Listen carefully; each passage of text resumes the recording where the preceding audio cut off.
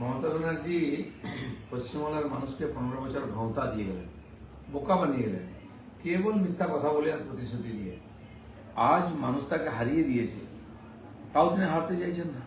এখনো বোকা বানান, এখন নিজের কর্মীদের বোকা বানাচ্ছেন। হেরে গিয়েও সিট ছাড়বেন না, গায়ের জোরে ক্ষমতা দখল করে রাখবেন, সেই চেষ্টা করছেন।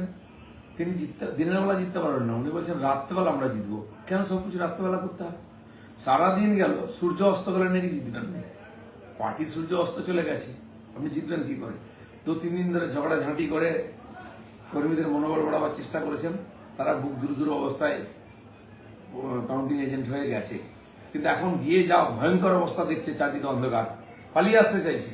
ক্যান্ডিডেটরা পালিয়ে আসছেন, তাও তিনি জোর করে বলছেন থাকো তোমাদেরকে। কি চাইছেন আপনি? ডোনাল্ড ট্রাম্পও এত নিচে নামেননি, আপনি যা নামছেন।